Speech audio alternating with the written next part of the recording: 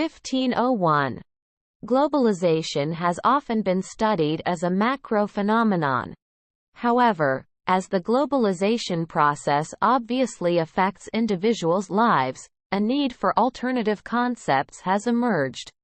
Concepts such as cosmopolitanism and global citizenship have therefore frequently been used to capture how globalization is experienced, from below, with individuals as the object of analysis.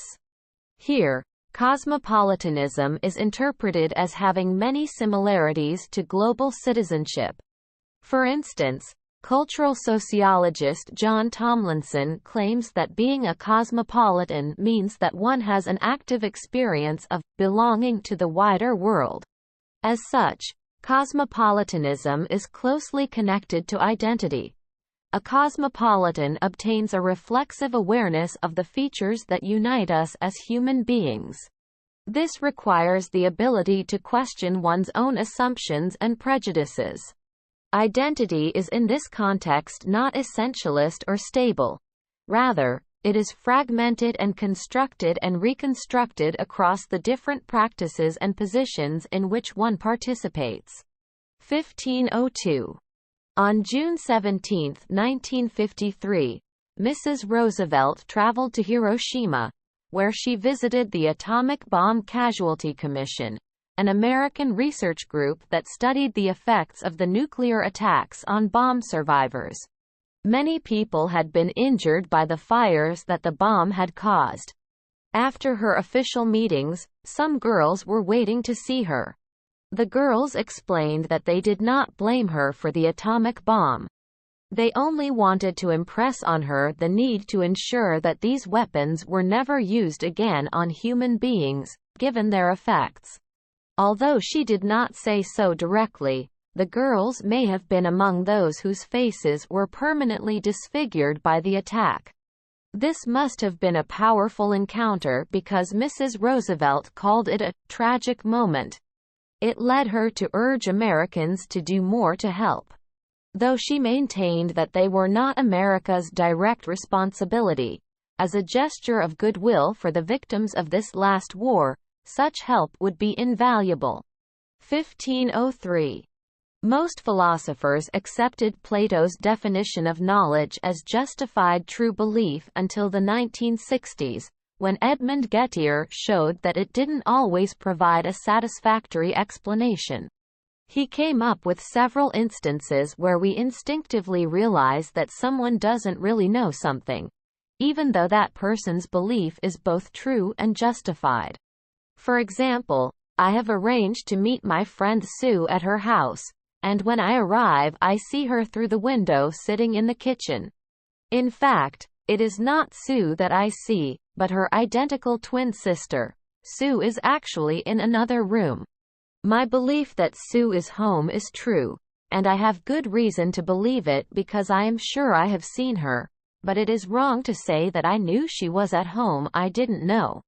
Examples such as this became known as Gettier problems, and have prompted philosophers to ask if, in addition to belief, truth, and justification, there is a fourth criterion for knowledge.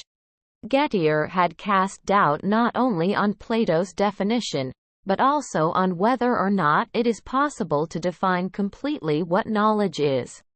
1504.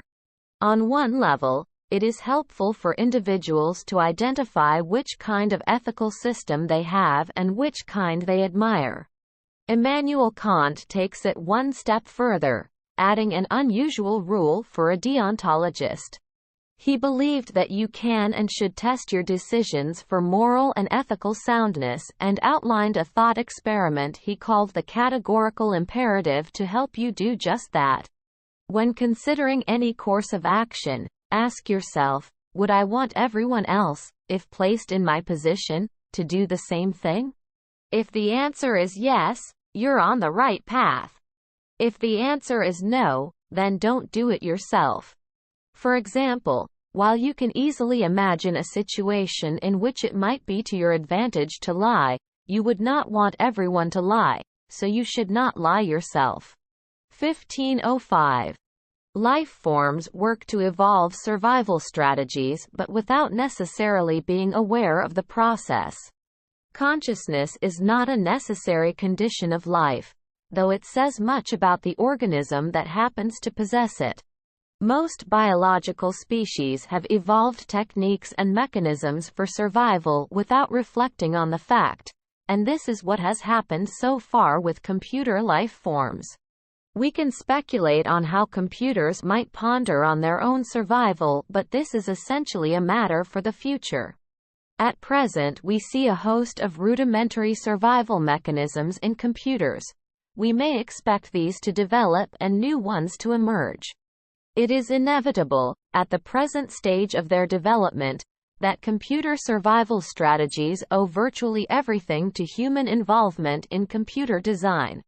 However, as machine autonomy develops, there will be a progressive reduction in the extent of human influence on computer evolution.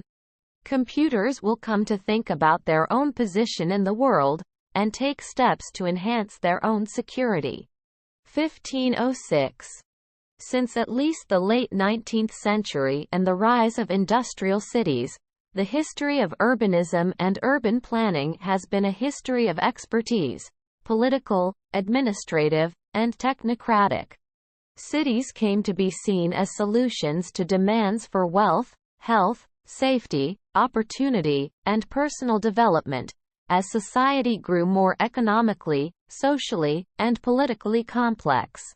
Cities also came to be seen as posing new problems, often caused by their successes in meeting earlier social demands. Both fueled by and fueling that problem-solution framework, the progressive political movement of the early 20th century relied heavily on trained and trusted experts, especially economists and other social scientists.